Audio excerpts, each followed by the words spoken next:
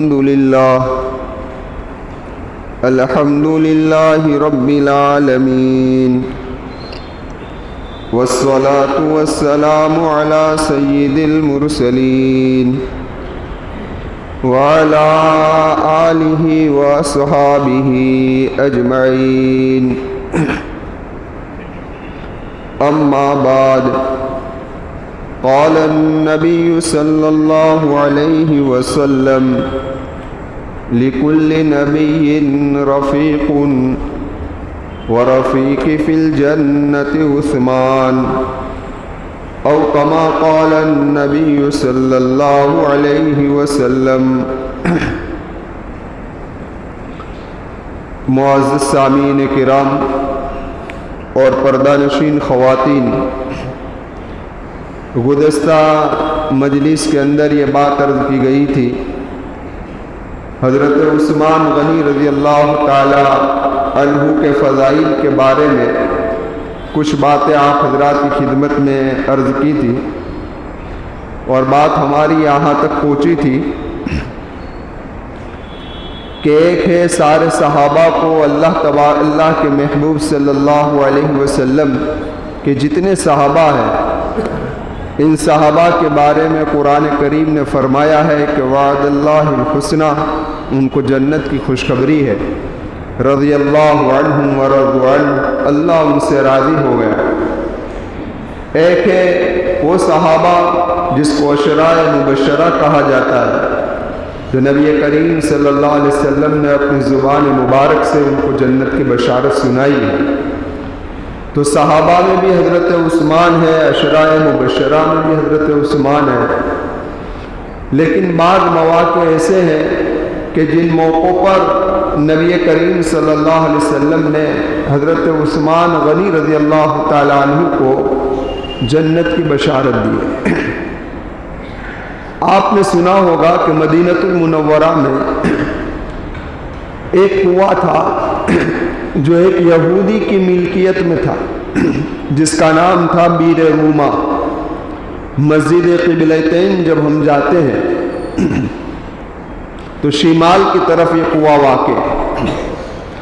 یہ کنواں نبی کریم صلی اللہ علیہ وسلم کے زمانے میں ایک یہودی کی ملکیت کے اندر تھا، اور عجیب بات یہ تھی کہ مدینہ میں صرف یہی ایک کنواں تھا کہ جس کے اندر پانی ٹھنڈا بھی تھا اور میٹھا بھی تھا۔ اب یہ یہودی جو ہے وہ پانی کو قیمتاً بیچتا تھا، ڈول کے حساب سے وہ پانی بیچتا تھا اور پیسے وصول کرتا تھا۔ اب وہ زمانہ مسلمانوں کا غربت کا زمانہ، اس لیے غریب مسلمان اس پانی کو خرید نہیں سکتے تھے، لہذا وہ کھارے پانی سے اپنا گزارا کر لیتے تھے۔ جن کے پاس کچھ رقم جمع ہو جاتی تو وہ بیر روما سے پانی خرید لیتا تھا اور پینے میں استعمال میں لے لیتا تھا۔ تو میرے محبوب صلی اللہ علیہ وسلم نے ایک مرتبہ فرمایا، کون ہے جو بیر روما کو خرید کر مسلمانوں کے اوپر وقف کر دے، مسلمانوں کے لیے وقف کر دے۔ یہ بات حضرت عثمان غنی رضی اللہ تعالی عنہ کی کانوں تک پہنچی۔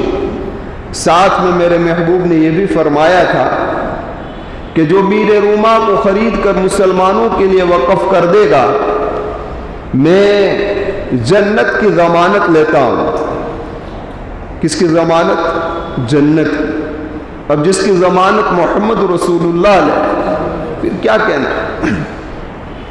حضرت عثمان غنی رضی اللہ تعالیٰ عنہ اس یہودی کے پاس پہنچے، لیکن آپ جانتے ہیں کہ یہودی ایک مکار قوم ہے، وہ مجبوری کا فائدہ اٹھانے والی قوم ہے۔ تو وہ سمجھ گیا کہ عثمان کا ایسے وقت پر آنا یہ کوئی مجبوری ہی ہوگی، اس لیے پہلے تو اس نے اس کنویں کو بیچنے کا انکار کر دیا کہ میں بیچنا نہیں چاہتا۔ پھر حضرت عثمان رضی اللہ تعالیٰ عنہ نے جب اور بات کہی، بھئی بیچ دے، اصرار کیا، تو اس نے قیمت بڑھا دی۔ اب اس زمانے کی 20,000 درہم قیمت لگائی، اس زمانے تو حضرت عثمان غنی رضی اللہ تعالیٰ عنہ اس پر بھی رضامند ہو گئے اور 20,000 درہم دے دیے۔ اب اندازہ لگاؤ کہ 20,000 روپے کی اہمیت آج سے 20 سال پہلے کتنی تھی؟ آج سے 20 سال پہلے کتنی تھی؟ اب اس زمانے میں، آج سے 1400 سال گزر گئے، اس زمانے میں حضرت عثمان رضی اللہ تعالیٰ عنہ نے 20,000 درہم دیے اور کنویں کو خریدا اور محمد رسول اللہ صلی اللہ علیہ وسلم کی خدمت میں حاضر ہو گئے۔ عرض کیا اللہ کے محبوب صلی اللہ علیہ وسلم، یہ کنواں میں نے مسلمانوں کے لیے وقف کر دیا، کیا جنت کی ضمانت میرے لیے باقی ہے؟ اللہ کے محبوب نے فرمایا محمد رسول اللہ ضامین ہے تیری جنت کا۔ تو البتہ یہ بھی ایک موقع تھا کہ جس موقع پر اللہ کے محبوب نے حضرت عثمان غنی رضی اللہ تعالیٰ عنہ کو جنت کی خوشخبری دی۔ پھر ایک موقع آیا اور جو غزوہ بڑا مشہور غزوہ ہے جس کو غزوہ تبوک کہتے ہیں۔ غزوہ تبوک جو ہوا ہے وہ بڑی تنگ دستی کا عالم تھا اور گرمی شدت سے گر رہی تھی اور فصلیں پکی ہوئی تھی، اتری نہیں تھی۔ اور جو لوگ کھیتی کا کام کرتے ہیں وہ جانتے ہیں کہ جب فصل پک چکی ہو اور اتری نہ ہو تو اس وقت شدت سے انتظار ہوتا ہے، کیونکہ پورے سال کا خرچہ اس پر ڈیپینڈ کرتا ہے۔ فصلیں پک گئی تھی، اتری نہیں تھی۔ اب اس موقع پر اس وقت کی جو سپر پاور طاقت تھی جس کو روم کہا جاتا ہے اور جس کا بادشاہ ہرقل تھا اور محمد رسول اللہ صلی اللہ علیہ وسلم کی تعظیم کرتا تھا، لیکن اس کے انڈر کے جتنے لوگ تھے، وزراء لوگ جتنے تھے، وہ سارے وزراء نے اس پر ایسا پریشر ڈالا کہ دیکھو اسلام بہت اسپیڈ سے پھیل رہا ہے۔ طائف فتح ہو گیا تھا، حنین فتح ہو گیا تھا، مکہ فتح ہو گیا تھا، یعنی کہ اب ان کی فتح آگے بڑھ رہی ہے۔ اگر آپ اس کو بریک نہیں کرو گے تو یہ لوگ ہم پر بھی کیا کر دیں گے، آ جائے۔ اس طریقے سے بھڑکایا۔ ہرقل نہیں چاہتا تھا، لیکن ماتحتوں کے پریشر میں آ کر اس نے ڈیسیژن لیا اور کہا کہ بھئی چلو ہم مدینہ پر اٹیک کر دیں، لشکر تیار کرو۔ اس وقت نبی کریم صلی اللہ علیہ وسلم کو جب پتا چلا کہ یہ مدینہ المنورہ پر اٹیک کرنے والے ہیں تو آپ نے کہا کہ ہم مدینہ کو جنگ کی جگہ کیوں بنائے، ہم مدینہ میں رہ کر کیوں لڑیں؟ دو وجہ تھی، ایک تو مدینہ المنورہ کو جنگ کی جگہ نہ بنانا، اس لیے آپ نے فیصلہ کیا کہ ہم باہر جا کر لڑیں گے، اور دوسری وجہ یہ تھی کہ اگر ہم مدینہ المنورہ ہی کے اندر رہے تو یہ لوگ سمجھیں گے کہ یہ کمزور ہے، اس لیے کیوں ہم ہی نہ سامنے سے ان کے سامنے لڑنے کے لیے نکل آئے تو انہیں ہماری طاقت کا اندازہ ہو جائے۔ تاریخ کی کتابوں میں لکھا ہے کہ یہ پہلا ایسا موقع ہے کہ جس موقع پر محمد رسول اللہ صلی اللہ علیہ وسلم جنگ کے لیے روانہ ہوئے اور جگہ متعین کی کہ ہمیں تبوک کی طرف جانا ہے، ورنہ کسی جنگ میں آپ نے کبھی صحابہ کو نہیں بتایا کہ اس طرف جانا ہے کہ اس طرف جانا ہے، اور یہی جنگ کا طریقہ ہوتا ہے، بات کو سسپینڈ رکھنے۔ خیر، یہ تبوک کا موقع تھا، لیکن میں نے کہا بڑا تنگ دستی کا عالم تھا، تو اس موقع پر اللہ کے محبوب صلی اللہ علیہ وسلم نے چندے کا اعلان کیا۔ اب حضرت عمر تو اپنے گھر کا آدھا سامان لے کر آئے، حضرت ابوبکر تو پورا گھر لے کر آ گئے، حضرت عثمان رضی اللہ تعالیٰ عنہ نے اس موقع پر کہا کہ میں 100 اونٹ دوں گا اور سامان کے ساتھ دوں گا۔ کتنے اونٹ؟ کوئی معمولی بات نہیں، سامان کے ساتھ۔ اللہ کے محبوب نے پھر اپیل کی، فرمایا میں اور 200 زیادہ کرتا ہوں، 300 اونٹ دوں گا سامان کے ساتھ۔ اللہ کے محبوب نے پھر اپیل کی تو حضرت عثمان غنی رضی اللہ تعالیٰ عنہ 1000 دینار، ایک ہوتا ہے درہم اور ایک ہوتا ہے دینار، دینار قیمتی ہوتا ہے، سونے کا ہوتا ہے، خیر کہا 1000 دینار اٹھا کر لائے کیونکہ اس وقت کاغذ کے تو تھے نہیں نوٹ، ہاں سونے کے سکے تھے. 1000 دینار اٹھا کر لائے اور میرے محبوب صلی اللہ علیہ وسلم کی گود میں رکھ دیے. اللہ کے محبوب صلی اللہ علیہ وسلم مسکرائے اور اسی 1000 دینار سے آپ کھیل رہے تھے اور کہا کہ آج کے بعد عثمان جو کچھ بھی کرے گا اس کو کچھ نقصان نہیں پہنچے گا. یہ فضیلت بھی صرف حضرت عثمان کی ہے اور کسی کی نہیں. ہاں کہ جس کو محمد رسول اللہ نے یہ کہا کہ آج کے بعد عثمان جو کچھ بھی کرے اس کو کچھ نقصان نہیں پہنچے گا. تو یہ بشارت بھی کسی نے سنائی گئی؟ اللہ کے محبوب صلی اللہ علیہ وسلم. اب ذرا اندازہ لگائیے، ایک وقت ایسا بھی آیا کہ جب اللہ کے محبوب صلی اللہ علیہ وسلم نے عمرے کا ارادہ فرمایا ہے نا. کس کا ارادہ فرمایا؟ عمرے کا ارادہ فرمایا.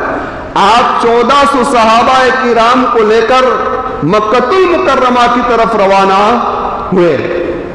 قربانی کے جانور بھی ساتھ میں ہیں، لیکن مقام حدیبیہ پر پہنچے تو کیا ہوگا؟ کون روک دیے گئے. مشرکان مکہ نے کہا کہ ہم آپ کو عمرہ کرنے نہیں دیں گے. ہاں حدیبیہ پر روک دیے گئے. آج بھی وہ مقام موجود ہے جس مقام پر اللہ کے محبوب صلی اللہ علیہ وسلم کو روک دیا گیا تھا، 1400 صحابہ کو روک دیا گیا تھا.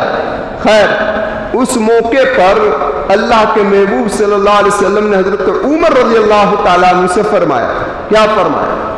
اے عمر آپ جاؤ مکہ. کیا کہا؟ آپ مکہ جاؤ اور مکہ والوں سے یہ کہو کہ ہم لڑنے کے لیے نہیں آئے، ہم جھگڑنے کے لیے نہیں آئے، ہماری مراد جنگ نہیں ہے، ہم حالت احرام میں ہیں، ہمارے ساتھ قربانی کے جانور ہیں، بس آپ ہمیں عمرہ کرنے کی اجازت دے دیجیے. تو حضرت عمر رضی اللہ تعالیٰ عنہ نے فرمایا اے اللہ کے محبوب صلی اللہ علیہ وسلم آپ کا جو حکم میرے سراخوں پر، میں جانے کے لیے تو تیار ہوں، لیکن آپ کی امید پوری نہیں ہوگی. کیا کہا؟ آپ کی امید پوری نہیں ہوگی، جو کام آپ چاہتے ہیں وہ ہوگا نہیں. اس کی وجہ یہ ہے کہ کفر کبھی عمر سے صلح نہیں کر سکتا. کفر کبھی عمر سے صلح نہیں کر سکتا. میں نے تو بدر کے بعد بھی کہا تھا ختم کر دو، کہا حضرت عمر کی تو رائے ہی تھی ختم کر دو. تو یہ لوگ تو میرے خون کے پیاسی ہے، خون کے پیاسی ہے، مجھے تو کوئی وہاں امان بھی نہیں دے گا اور معاملہ بگڑ جائے گا. اس سے بہتر ہے، میری رائے یہ ہے کہ آپ حضرت عثمان کو بھیجیں. کس کو بھیجیں؟ حضرت عثمان کو بھیجیں. لیکن یہ میری رائے ہے، آپ اگر فیصلہ کریں تو میں جانے کے لیے تیار ہوں. تو اللہ کے محبوب صلی اللہ علیہ وسلم کو یہ رائے پسند آئی حضرت عثمان غنی رضی اللہ تعالیٰ عنہ کو بھیجنے کی، کیونکہ حضرت عمر جانتے تھے کہ مکہ المکرمہ میں کوئی سردار ایسا نہیں ہوگا، کوئی بندہ ایسا نہیں ہوگا کہ جس پر حضرت عثمان کے احسان نہ ہو. مالی احسان، وقتی احسان، کوئی نہ کوئی احسان ضرور ہوگا. دوسرا، حضرت عثمان غنی رضی اللہ تعالیٰ عنہ کا خاندان مکہ میں موجود تھا. ہاں، اور یہ حضرت عثمان کا اتنا دبدبہ تھا، اتنا رعب تھا، اتنی عظمت ان کے دلوں میں تھی، قدر ان کے دلوں میں تھی کہ حضرت عثمان رضی اللہ تعالیٰ عنہ کی بات یہ لوگ رکھ سکتے ہیں. اس لیے میری رائے یہ ہے کہ آپ حضرت عثمان غنی رضی اللہ تعالیٰ عنہ کو بھیجیں. حدیبیہ سے حضرت عثمان غنی رضی اللہ تعالیٰ عنہ مکہ المکرمہ روانہ. ذرا اندازہ لگا، جو لوگ بیت اللہ یعنی مکہ المکرمہ ہو کر آئے ان کی طرف جتنی زیادہ ہوتی ہے اتنی طرف جو لوگ نہیں ہو کر آئے ان کی نہیں ہے. سمجھ میں آئی بات؟ ہاں، کہنے کا مقصد یہ ہے کہ اب حضرت عثمان مکہ المکرمہ جا رہے ہیں، وہاں پہنچے تو مکہ والوں نے آپ کا استقبال کیا، خاندان کھڑے ہو گئے، عثمان آ گئے، کھڑے ہو گئے، ادب کیا، احترام کیا، کہا کہ آئیے آئیے کہا خاندان والوں نے ہم امان دیتے حضرت عثمان کو کہ حضرت عثمان کو کوئی آنچ نہیں آ سکتی، کوئی کچھ کہہ سکتا نہیں ہے، ہم نے امان دے دیا۔ حضرت عثمان غنی رضی اللہ تعالیٰ عنہ سے فرمایا کہ دیکھیے آپ حالت احرام میں ہیں، آپ مکہ المکرمہ میں آئے ہوئے ہو، آپ طواف کر لو، عمرہ کر لو۔ لیکن حضرت عثمان نے کیا کہا؟ یہ ہے محبت، یہ ہے ادب، یہ ہے احترام۔ کہا کہ محمد رسول اللہ عمرہ سے محروم رہے اور عثمان عمرہ کرے، یہ نہیں ہو سکتا، یہ ہو سکتا نہیں۔ ہاں اب ذرا دیکھیں کیا ہجرت کر کر جب آ گئے ہیں مدینہ المنورہ، اس کے بعد پہلی مرتبہ مکہ المکرمہ گئے، ہاں، اور بیت اللہ سامنے ہے، طواف کے لیے کوئی روک نہیں سکتا، کوئی رکاوٹ نہیں ہے، لیکن محبت رسول نے انہیں روک لیا اور کہا کہ محمد صلی اللہ علیہ وسلم جب تک عمرہ نہ کرے عثمان عمرہ کر سکتا نہیں ہے۔ ہاں یہ بات وہاں پر چل رہی تھی، اسی گھڑی کے اندر یعنی اسی وقت یہاں افواہ پھیل گئی، اور افواہ کیا پھیلی بھائی کہ حضرت عثمان شہید کر دیے گئے۔ اوہو، حضرت عثمان شہید کر دیے گئے، یہ افواہ پھیلی۔ اب جیسے یہ افواہ محمد رسول اللہ کے پاس پہنچی ہے تو اللہ کے محبوب صلی اللہ علیہ وسلم جلال میں آ رہے ہیں، بہت جلال میں آ رہے ہیں، اور اس وقت اللہ کے محبوب صلی اللہ علیہ وسلم نے فرمایا کہ چلو میرے ہاتھ پر بیعت کرو۔ اب صحابہ کی دو جماعتیں، یعنی کہنے کا مقصد دو قول ہے۔ ایک قول تو یہ ہے کہ اس وقت صحابہ نے اللہ کے محبوب کے ہاتھ پر اس بات پر بیعت کی کہ جب تک ہم حضرت عثمان غنی رضی اللہ تعالیٰ عنہ کے قتل کا بدلہ نہ لے لیں گے وہاں تک یہاں سے بیعت کس کے ہاتھ پر؟ اللہ کے محبوب پر۔ دوسرا قول یہ ہے کہ اس وقت اللہ کے محبوب صلی اللہ علیہ وسلم کے ہاتھ پر جو بیعت لی اس بات پر کہ جب تک حضرت عثمان غنی رضی اللہ تعالیٰ عنہ کے قتل کا بدلہ نہ لے لے ہم اس جگہ کو نہیں چھوڑیں، اس جگہ سے ہٹنے والے نہیں۔ ہاں ہماری موت واقع ہو سکتی ہے، لیکن اب ذرا سوچے یہاں پر کہ بیعت کون لے رہا ہے؟ اللہ کے محبوب صلی اللہ علیہ وسلم۔ کن سے لے رہا ہے؟ صحابہ سے۔ کتنے صحابہ ہیں؟ 1400۔ پتہ چلا کہ اللہ کے محبوب کی نگاہ کے اندر حضرت عثمان رضی اللہ تعالیٰ عنہ کے خون کی قیمت اتنی بڑی ہے، اتنی بڑی ہے کہ 1400 صحابہ کو جنگ کے اندر کھڑا کر سکتے ہیں۔ تو جب آپ کے خون کی قیمت اتنی بڑی ہے تو حضرت عثمان کی عظمت کتنی بڑی ہوگی؟ لیکن اعتراض کرنے والے اعتراض کرتے ہیں اور یہ کہتے ہیں کہ یہ تو دراصل حضرت عثمان اللہ کے محبوب کے داماد تھے، اس لیے آپ نے محبت کے جوش کے اندر یہ اعلان کر دیا۔ کیا کہہ رہے ہیں؟ محبت کے جوش کے اندر اعلان کر دیا اپنے داماد کا بدلہ لینے کے لیے کہ بھائی ہمیں جہاں تک بدلہ نہ لیا جائے وہاں تک ہٹیں گے نہیں۔ خیر اب ذرا سوچے، اس کا جواب سن لیجئے، یہ محبت میں تھی کہ کیا تھی؟ تو قرآن کریم کیا کہہ رہا ہے؟ ارے بھائی تھوڑا مان لو کہ نبی کریم صلی اللہ علیہ وسلم نے نعوذ باللہ محبت کے جذبے کے اندر صحابہ سے اس بات پر بیعت لی، لیکن اللہ کیا کہہ رہا ہے؟ اللہ یہ کہہ رہا ہے لقد رضی اللہ عن المؤمنین اذ یبایعونک تحت الشجرۃ فعلم ما فی قلوبہم وانزل السکینۃ علیہم واثابہم فتحا قریبا۔ اگر محمد الرسول اللہ صلی اللہ علیہ وسلم نے جذبہ محبت کے اندر صحابہ سے بیعت لی، اگر ان کافروں کے کہنے پر اور ان معترضین کے اعتراض کرنے پر تو ذرا انصاف سے بتائیے کہ قرآن کریم کیا کہہ رہا ہے؟ کہہ رہا اللہ راضی ہو گیا ان لوگوں سے۔ کون راضی ہو گیا؟ اللہ راضی ہو گیا. چلو بھائی، اللہ کے رسول کا عمل یہ ہے، لیکن اللہ راضی ہو گیا. اِذْ يُبَايِعُونَكَ تَحْتَ الشَّجَرَةِ، اے میرے محبوب صلی اللہ علیہ وسلم، درخت کے نیچے جب آپ کے ہاتھ کے اوپر بیعت کر رہے تھے صحابہ، اللہ ان سارے صحابہ سے راضی ہو گیا. فَعَلِمَ مَا فِي قُلُوبِهِمْ، اللہ تو جانتا ہے ان کے دل کے احوال، ہم کیا جانیں گے، اللہ جان رہا ہے. ہاں، لیکن بات یہاں بھی نہیں رکی. آگے اللہ تبارک و تعالیٰ نے فرمایا یبایعون اللہ، اللہ نے بھی بیعت کی، اندازہ لگا. اور اللہ تبارک و تعالیٰ نے فرمایا ید اللہ فوق ایدیہم.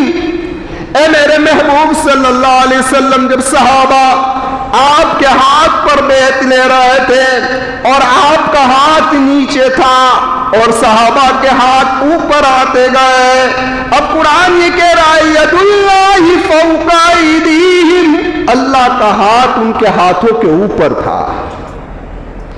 پتا چلا کیا؟ پتا چلا کہ جو افواہ پہلی حضرت عثمان رضی اللہ تعالیٰ عنہ کے شہادت کی، تو ان کے خون کے بدلہ لینے پر اللہ کیا ہو گیا بھائی؟